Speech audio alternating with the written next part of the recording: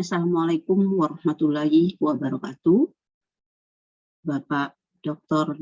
Ades Kamit MSI dan Bapak Profesor Dr. Renat Haji Rayandar Asar MSI selaku dosen pengampu mata kuliah psikologi kognitif yang saya hormati. Bapak Ibu mahasiswa S3 Pendidikan MIPA Universitas Jambi yang saya hormati. Pada hari ini kita akan melanjutkan pembahasan topik mata kuliah psikologi kognitif yaitu tentang bahasa. Nah, sebelum kita membahas apa itu bahasa, kita akan membaca dulu, kita membahas bagaimana kisah hidup Helen Keller. Nah, kita lihat dari foto ini bahwa seorang si Helen Keller ini itu sudah buta sejak kanak-kanak umur 19 bulan, penyakitnya parah, sehingga si Helen Keller ini pertama kali dia dibangun hidupnya penuh pemikiran itu melalui gurunya, yaitu ini Anne Sullivan, kan. Nah, pada suatu hari gurunya ini adalah memompa air, sedangkan si Helen Keller tangannya diletakkan di bawah kran pompa ini, sehingga Helen Keller bisa membayangkan bahwa air ini adalah keren, indah karena dia mengalir di atas tangannya. Nah, sehingga Helen Keller menganggap bahwa semua itu memiliki nama. Setiap nama itu melahirkan pemikiran baru. Sehingga si Helen Keller dengan ada aliran air ini dia memikir sebuah kata yang baru yaitu tentang air. Nah, ketika dia sampai ke rumah, si Helen Keller ini menatap setiap benda dan dia menyentuhnya sehingga bergetarlah dalam kehidupannya. Dia belajar banyak hal baru pada kata-kata hari itu karena kata-kata ternyata bisa membuat dunia itu berkembang untuknya sehingga dia banyak mengenal kata-kata walaupun dia tidak bisa melihatnya. Nah, selanjutnya kita akan membahas apa itu bahasa. Jadi bahasa itu adalah penggunaan cara yang terorganisir, menggabungkan kata-kata yang kita gunakan untuk berkomunikasi atau mengkomunikasikan pikiran kita kepada orang-orang yang ada di sekitar kita. Tetapi dalam hal dan prosesnya, ini tidak dapat kita lihat, kita dengar atau rasa atau kita sentuh. Seperti misalnya si kasus dalam Helen Keller tadi, ide-ide itu mungkin tidak memiliki bentuk nyata, jadi kata-kata yang kita gunakan itu dapat kita tulis, diucap, atau bisa ditanda tangan. Meski begitu tidak semua bahwa komunikasi itu, bahwa pertukaran pikiran dan perasaan itu bisa kita gunakan melalui bahasa. Tetapi komunikasi itu bisa mencakup hal yang lain. Misalnya kita menggunakan komunikasi nonverbal, di mana di sini kita menggunakan gerakan tubuh kita. Misalnya dari ekspresi wajah kita, dari gerakan postur tubuh kita, itu digunakan untuk memperindah atau menunjukkan ekspresi kita berkomunikasi kepada orang lain. Nah, komunikasi juga itu dapat mencakup sentuhan, seperti jabatan tangan, pukulan, berpelukan. Nah, ini hanya beberapa cara kita berkomunikasi. Jadi, selain dengan menggunakan bahasa, kita juga bisa berkomunikasi dengan cara yang lain. Kita lanjut bahas yaitu sifat bahasa. Sifat yang pertama itu adalah komunikatif. Jadi komunikatif ini memungkinkan bahasa bisa kita berkomunikasi satu dengan yang lain. Untuk lebih detailnya kita bisa lihat apa yang dimaksud dengan komunikatif itu. Jadi bahasa mungkin merupakan ciri yang paling jelas, tetapi juga merupakan ciri yang paling luar biasa. Sebagai contoh misalnya, pada saat Anda menulis apa yang kita pikirkan, apa yang kita rasakan, sehingga orang lain dapat membaca dan memahami pikiran dan perasaan kita. Artinya itu terjadi komunikasi antara penulis dan pembaca. Namun, sepertinya yang kita ketahui, pengalaman kita kadang-kadang kita ini memiliki kekurangan sifat dari komunikatif bahasa. terlepas dari frustasi atau miskonsepsi. Bagaimanapun bagi seorang untuk mendapatkan menggunakan bahasa, berkomunikasi kepada orang lain itu yang sangat mengesankan. Kemudian kita akan membahas sifat bahasa yang kedua adalah simbolik. Artinya bahasa ini menciptakan hubungan arbiter antara simbol dengan apa yang diwakilinya. Jadi apakah ide atau benda atau proses hubungannya atau deskripsinya.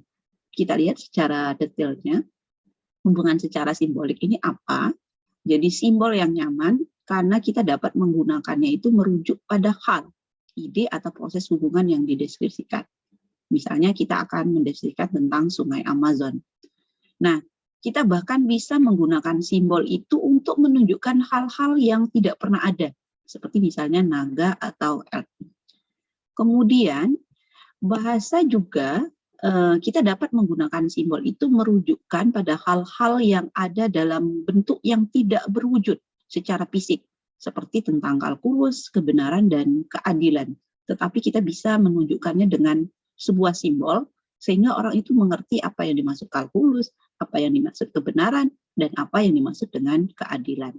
Nah, tanpa represi simbolis, kita akan terbatas pada simbol-simbol bagaimana yang menyerupai hal yang mereka simbolkan. Misalnya, kita akan membutuhkan simbol seperti pohon untuk mewakili sebuah pohon.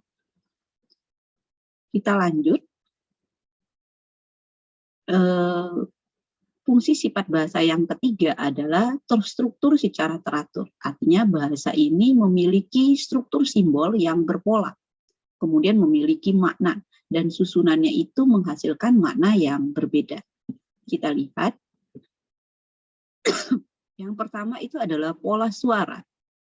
Huruf tertentu membentuk kata-kata yang bermakna. Namun suara yang huruf yang acak itu biasanya tidak. Kemudian yang kedua, pola kata itu tertentu, biasanya membentuk kalimat, paragraf, dan wacana yang bermakna.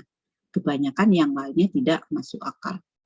Selanjutnya, kita lihat sifat bahasa yang keempat, yaitu terstruktur pada beberapa tingkatan. Jadi struktur bahasa ini dapat dilihat dan dianalisis, misalnya kita dari segi bunyinya, maknanya, kata, dan frasa. Jadi terstruktur pada berbagai tingkatan, setiap ucapan yang bermakna dapat dianalisis lebih dari satu tingkat. Kita lihat, misalnya suara ya, jadi tadi dari segi bunyi, suara P dan T. Nah, kata-kata seperti fat, tet, pot, top, pit, and tip ini. Nah, kalau kalimat misalnya, Pet said to tap the top on the pot, then in the knee. Nah, unit bahasa yang lebih besar nanti akan membentuk sebuah paragraf atau bahkan buku ini adalah bahasa yang lebih besar. Kemudian fungsi yang kelima yaitu produktivitas, yaitu kita kenal dengan generatif atau sifatnya itu yaitu mengacu pada bahwa bahasa itu menghasilkan bahasa yang kreatif. Namun penggunaan bahasa kita memang memiliki keterbatasan, sehingga kita harus menyesuaikan diri dengan struktur tertentu menggunakan simbol yang arbiter. Kemudian, kita dapat menggunakan bahasa untuk menghasilkan jumlah kalimat yang unik. Meskipun jumlah suara seperti mendesis yang digunakan suatu bahasa mungkin terbatas sebagai suara digabungkan untuk membentuk kata-kata dan kalimat yang baru. Dengan demikian, artinya bahasa ini bersifat kreatif. Tak satu pun dari kita mungkin pernah mendengar sebelumnya semua kalimat yang mampu kita produksi itu benar-benar kita hasilkan dalam kehidupan sehari-hari. Nah, aspek produktivitas bahasa ini secara alami mengarah pada dinamis, artinya sifatnya evolusioner. Penggunaan bahasa ini menciptakan kata dan frasa. Nanti kita akan bisa memodifikasi penggunaan dari bahasa tersebut. Kemudian kita selanjutnya itu membahas komponen dasar kata. Jadi bahasa itu yang paling rendah itu adalah kata, dan kata ini terdiri dari berbagai komponen. Yang pertama itu adalah fonem. Fonem ini adalah satuan terkecil dari bunyi ujaran yang dapat kita membedakan dengan bahasa tertentu yang biasa kita kenal adalah bunyi huruf vokal atau bunyi huruf konsonan. Itulah namanya fonem. Kemudian morfem. Morfem ini adalah unit makna terkecil dalam bahasa tertentu. Kita ambil contoh. Misalnya kedua. Kedua ini terdiri dari dua morfem, yaitu ke dan dua.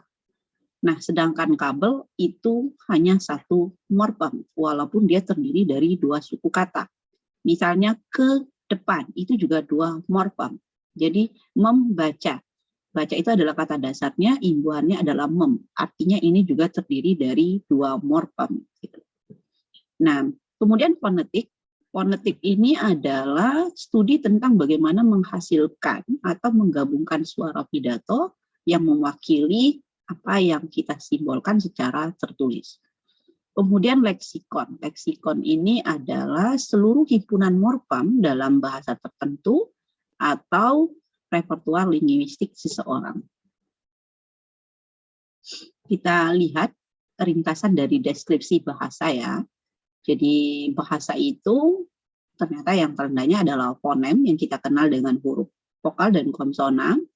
Kemudian morfem, dari morfem ini membentuk kata. Dari kata ini membentuk frase yang dibagi dua, yaitu non-phrase dan phrase. Kemudian dia membentuk kalimat.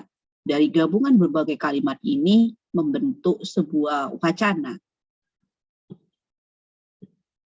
Selanjutnya kita akan memahami kata. Jadi kita setuju ya bahwa persepsi ucapan merupakan dasar dari penggunaan bahasa dalam kehidupan sehari-hari.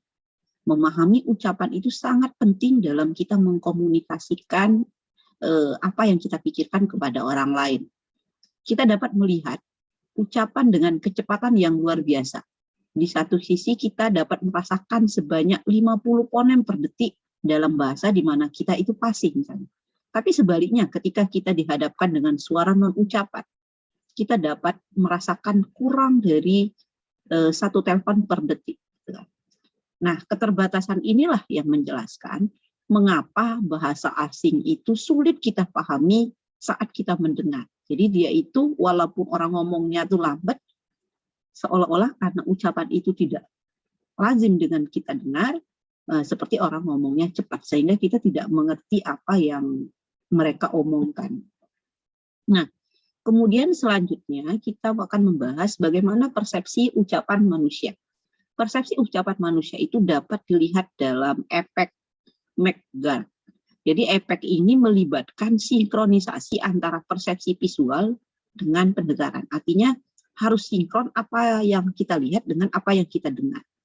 Kita bayangkan misalnya saat kita itu menonton film, gitu kan. Kalau pengucapan kata dengan bibir itu apa yang dilakukan oleh seorang aktor itu cocok, gitu kan. Itu membuat kita berarti sinkron antara yang kita lihat dengan apa yang kita dengar.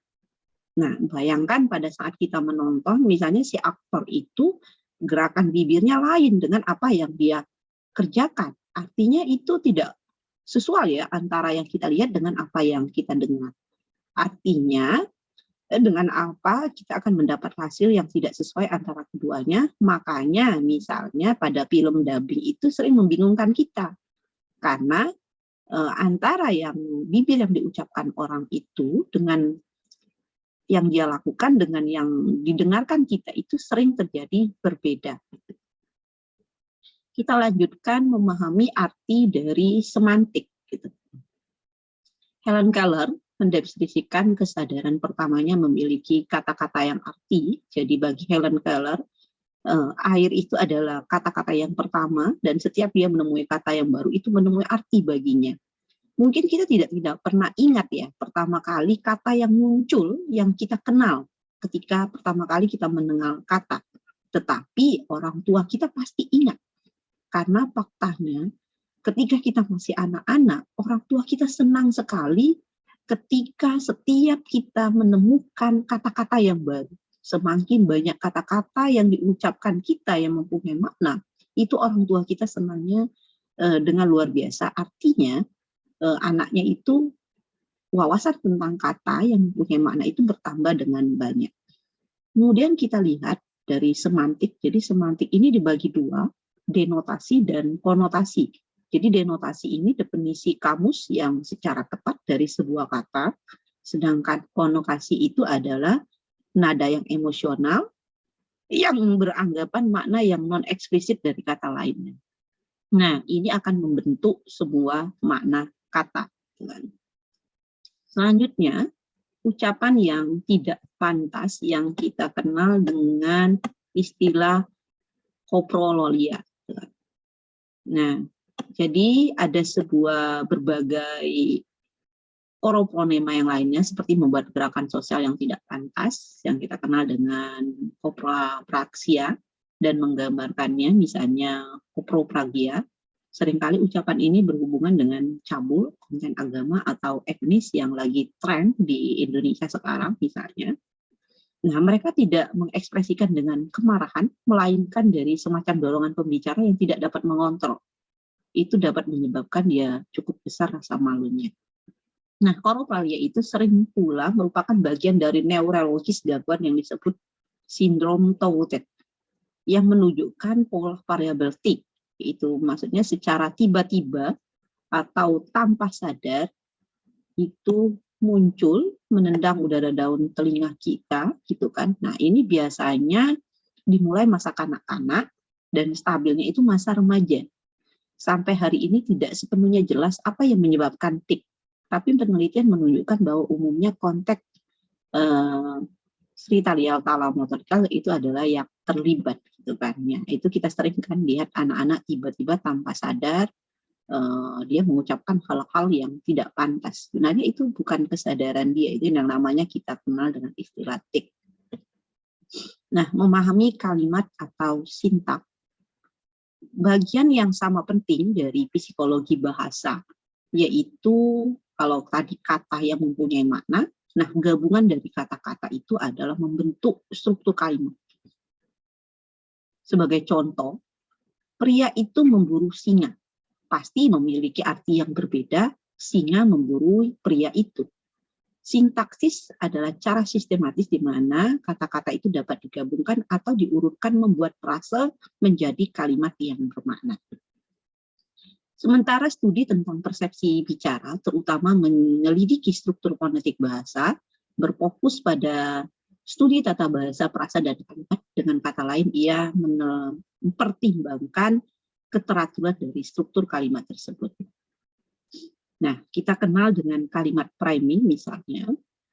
Jadi bukan kata saja yang ada priming, ternyata kalimat juga ada primingnya. Jadi misalnya ada eksperimen sebuah kalimat, ini kalimat yang pertama, Amanda membawa paket Fernando. Kalimat yang kedua, Amanda membawa paket itu ke Fernando. Sebenarnya ini maknanya sama, tetapi dari gramatikalnya ini berbeda, gitu kan.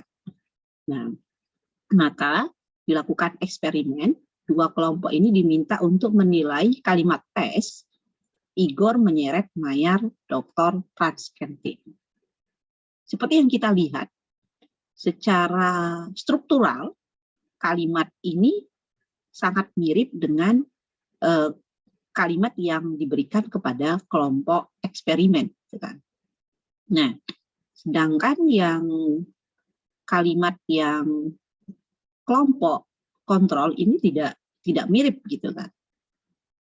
Nah, sehingga memang dari kelompok eksperimen menilai kalimat tes itu lebih gramatikal dibandingkan kelompok peserta kalimat kontrol, gitu kan. Nah, kita sekarang akan membahas bagaimana tata bahasa atau struktur frase bagian tertentu, gitu kan.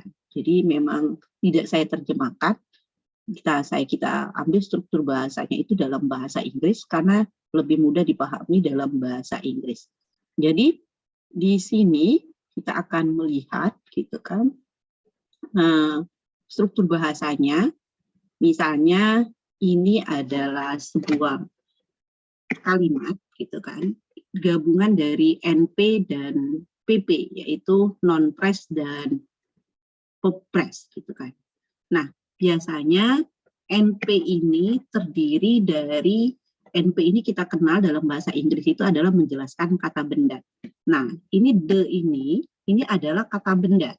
Girl itu adalah kata benda. The itu bisa kita kenal dalam bahasa Inggris itu biasa namanya adalah sebuah artikel, gitu kan, atau penunjuk di depannya itu Biasanya kalau kata benda itu harus didahului dengan de, atau n gitu. Nah, gabungan dari penunjuk tadi dengan kata benda itulah kita kenal dengan non-phrase.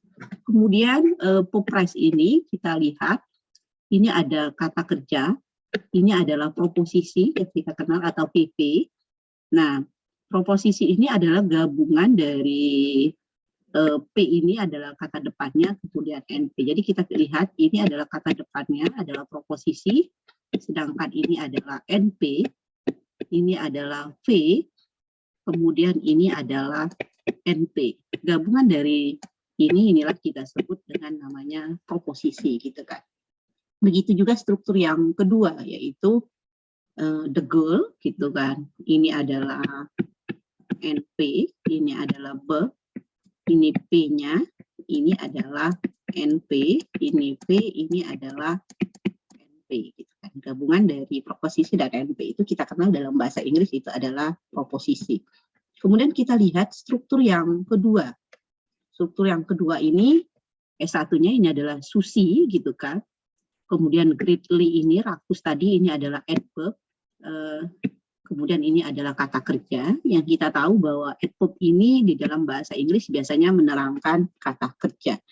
Kemudian ini adalah NP. Nah, begitu juga pada S2 dan S3 gitu kan. Kalau kita lihat gitu kan, pola gramatikalnya itu hampir mirip antara S1 dan S4 gitu kan. Sedangkan S2 itu dengan S3. Nah, sekarang kita lanjut dengan membaca, gitu kan. Minimal ketika saat kita membaca itu melibatkan persepsi, bahasa, ingatan, pemikiran, dan kecerdasan. Anda harus mengenal huruf-huruf di halaman ini, kemudian kita akan menyatukan huruf-huruf tadi membentuk kata-kata yang memiliki makna. Kemudian kita simpan dalam pikiran kita dalam membaca kalimat, kemudian kita juga memikirkan pesan apa yang disampaikan penulis kepada kita.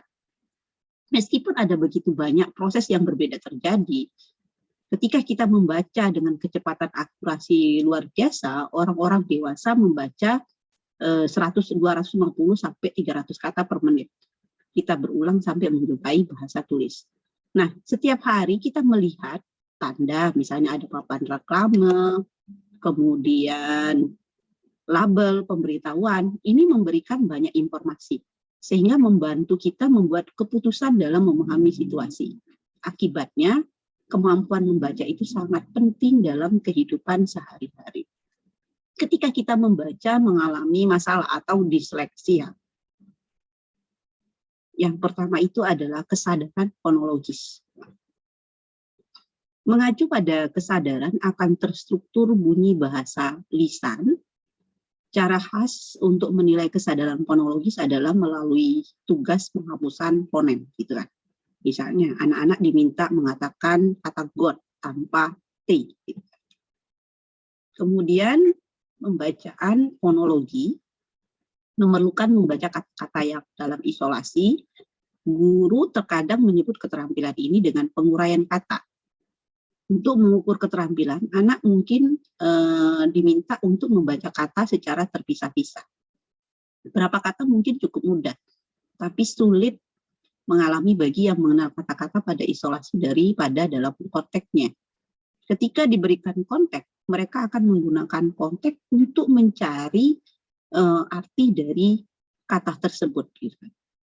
Fonem yang terkadang membingungkan, ini mungkin diukur untuk membandingkan memori kerja untuk fonem yang membingungkan versus yang tidak membingungkan. Misalnya, seorang anak dapat dinilai secara baik dia mengingat string ini, TBZFPG versus string OXRYK. Kebanyakan orang mengalami lebih banyak kesulitan itu pada string yang pertama ini. Tapi individu yang dysleksia itu memiliki masalah pengkodean fonologis akan memiliki masalah yang khusus. Kemudian akses leksikal. Akses leksikal ini mengacu pada kemampuan kita untuk mengambil fonem dari memori jangka panjang. Pertanyaan di sini, apakah seorang dapat dengan cepat mengambil kata dari memori jangka panjang ketika dia melihat? Misalnya, jika Anda melihat kata kolam, apakah kamu langsung mengenali kata itu sebagai kolam? Apakah perlu beberapa saat untuk mengambilnya kembali? Nah, akses leksikal, jadi identifikasi kata yang memungkinkan kita untuk mendapatkan akses ke arti kata dari memori. Kebanyakan psikolog yang mempelajari membaca percaya bahwa akses leksikal itu adalah proses yang interaktif, gitu kan. Dia menggabungkan informasi dari berbagai jenis, fitur huruf itu sendiri, dan kata-kata dari huruf itu. Kemudian dia mengembangkan aktivasi yang interaktif untuk menunjukkan aktivasi elemen leksikal berbagai tingkatan. Nah, ini bisa kita lihat nanti di gambar 94 yang akan kita jelaskan. Kemudian model interaktif ini membeda dari 3 proses input visual, tingkat fitur, tingkat huruf, dan tingkat kata. Kita lihat pada pengenalan kata. Jadi yang di sini misalnya secara horizontal, gitu kan, huruf pertamanya T. Jadi kita lihat di sini, kalau tanda panah ini artinya terjadi aktivasi, tapi kalau dia berakhiran dengan bulatan ini adalah terjadi hambatan. Kita misalnya huruf pertamanya itu adalah T ya, maka T ini ternyata bisa membentuk huruf trap dan kemudian membentuk kata trap dan kemudian membentuk kata trip. Nah, tapi dia terhambat dengan huruf N, gitu kan. Nah, pembentukan kata ini ternyata dihambat oleh kata able, gitu kan. Kalau kita lihat dari atas, misalnya dari huruf trap, gitu kan, ternyata dia terhambat oleh A, terhambat oleh T, terhambat oleh N, terhambat oleh G, dan terhambat oleh S. Efek superior kata. Bagaimana kita akan melihat efek dari superior kata, gitu kan. Selain dukungan neuropsikologis, sejumlah model pengenalan kata telah disimulasikan pada komputer. Kedua model yang tepat memprediksi efek superior kata serta kata yang semu. Jadi efek superior kata ini mirip dengan efek superior konfigurasi atau superior objek yang disebutkan sehubungan dengan pengaruh tokton daripada persepsi. Jadi kita lihat efek keunggulan kata. Ternyata huruf-huruf itu lebih mudah dibaca ketika disematkan pada dalam kata-kata. Jadi daripada ketika mereka disajikan baik secara terpisah atau huruf-huruf itu tidak bisa membentuk kata. Orang membutuhkan waktu jauh lebih lama untuk membaca huruf yang tidak berhubungan daripada membaca huruf yang membentuk sebuah kata. Jadi artinya membaca huruf itu akan lebih lama apabila hurufnya itu tidak membentuk sebuah kata. Efek ini kadang disebut dengan efek Kaiser-Wheeler, karena ini adalah 2 peneliti yang melakukan efek tersebut. Nah, selanjutnya kita akan membahas bagaimana kita memahami suatu percakapan atau esai dari sebuah wacana. Unit bahasa yang lebih besar dari kalimat tunggal itu adalah percakapan, cerita, esai, bahkan buku teks yang kita bahas ini misalnya. Pada masa dewasa, sebagian besar dari kita memiliki pemahaman yang kuat tentang bagaimana kalimat diurutkan, kemudian akan membentuk sebuah struktur dari wacana. Dari pengetahuan kita tentang struktur wacana, kita dapat memperoleh makna-makna unsur kalimat yang tidak terlihat atau kalimat-kalimat yang terisolasi. Untuk memahami wacana, seringkali kita tidak hanya mengandalkan pengetahuan kita tentang struktur wacana, tetapi pengetahuan kita itu tentang konteks fisik, sosial, budaya yang luas yang dimana wacana itu disajikan. Pemahaman kita tentang makna paragraf dipengaruhi oleh pengetahuan harapan kita yang ada. Misalnya, buku teks psikologi kognitif ini akan lebih mudah dibaca jika Anda mengambil kursus psikologi daripada kita tidak mengambil kursus psikologi tersebut. Nah, sekarang bagaimana kita memahami kata-kata yang tidak kita ketahui, tapi ternyata kita bisa menemukannya itu dari makna kata atau dari konteksnya. Cara lain di mana memiliki kosakata lebih besar berkontribusi pada pemahaman teks itu melalui belajar dari konteks. Jadi kita akan memahami kata itu melalui dari konteks yang ada dalam wacana tersebut. Kapanpun kita tidak dapat menyandikan sebuah semantik karena benar kata-kata itu belum tersimpan dalam memori kita harus melibatkan berbagai jenis strategi untuk memperoleh makna teks tersebut. Secara umum, kita harus mencari makna menggunakan sumber eksternal seperti kamus atau guru merumuskan makna. Misalnya, ketika kita membaca, memahami wacana-wacana yang ada dalam buku psikologi kognitif ini. Terus terang, ini banyak sekali kata-kata atau kalimat-kalimat yang belum pernah tersimpan dalam memori kita. Maka untuk memahami apa yang disampaikan penulis dalam buku psikologi kognitif ini, kita bisa menemukan sumber eksternal.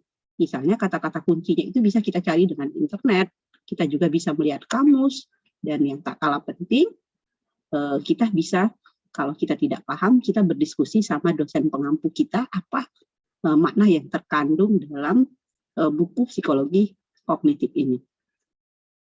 Memahami ide atau representasi dari proposisi. Jadi, faktor-faktor apa yang mempengaruhi pemahaman kita tentang apa yang kita baca, itu berdasarkan pengamatan yang dilakukan oleh Kin dan kawan-kawannya. Jadi, menurut model, saat kita membaca, kita itu harus mencoba menyimpan sebanyak mungkin informasi di dalam memori kita, apa yang kita baca. Namun, kita tidak mencoba untuk menyimpan kata-kata yang tepat yang kita baca dalam memori kita. Sebaiknya kita mencoba mengekstrak ide-ide itu berdasarkan dari kelompok kata, kemudian ide-ide itu kita sajikan dalam bentuk representasi yang sederhana. Artinya begini, ketika kita membaca, kita memahami maknanya, kemudian kita lakukan ekstrak ide itu, kita sederhanakan. Jadi ketika kita mengungkapkannya kepada orang lain, otomatis apa yang kita ungkapkan itu tidak sama persis dengan apa yang ada di dalam teks itu. Tetapi maknanya itu sama apa yang disampaikan pada teks tersebut. Kemudian kita memahami teks berdasarkan konteks atau sudut pandang kita.